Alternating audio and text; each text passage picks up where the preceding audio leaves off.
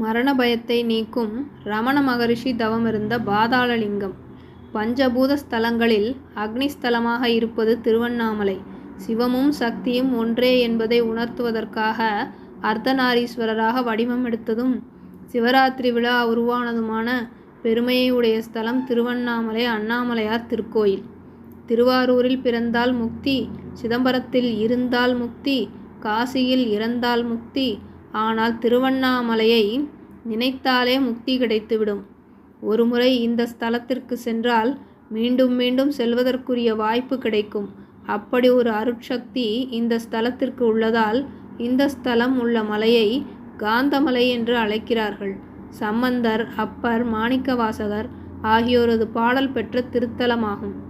ஜோதி வடிவமாக சிவபெருமான் திருவண்ணாமலையில் எழுந்தருளியதால் ஆண்டுதோறும் ஜோதி உருமலையாக எழுந்தருளிய திருவிளையாடலை நினைவுபடுத்தும் வகையில் கார்த்திகை மாதத்தில் கிருத்திகை நட்சத்திரத்தன்று கார்த்திகை தீபத் திருவிழா வெகு விமரிசையாக கொண்டாடப்படுகிறது.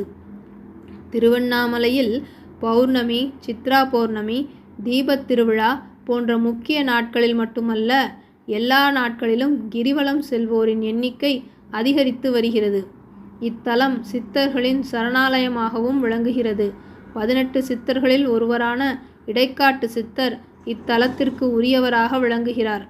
அருணகிரிநாதர், விருபாக்ஷதேவர், குகை நமச்சிவாயர், குரு நமச்சிவாயர், தெய்வசிகாமணி, அருணாச்சல தேசிகர், மகான் சேஷாத்ரி சுவாமிகள், பகவான் ரமண மகரிஷி, யோகி ராம் சுரத்குமார் முதலானோரை தனது ஜோதியில் இணைத்து கொண்ட மகத்துவமுடையது திருவண்ணாமலை.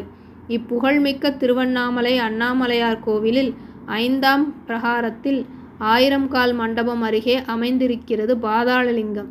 இந்த சன்னதியில் பாதாளலிங்கேஸ்வரர் அருள்பாலிக்கிறார். சிறிய அளவிலான படி இறங்கி சென்று பாதாளலிங்கேஸ்வரரை நாம் தரிசிக்கலாம்.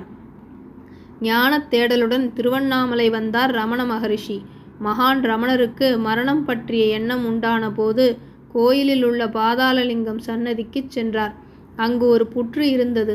புற்றிற்குள் சிவயோகி ஒருவர் இருப்பதை உணர்ந்த அவர் அங்கேயே தவத்தில் அமர்ந்து விட்டார். பின்னர் சிவன் அருளால் முக்தி பெற்றார்.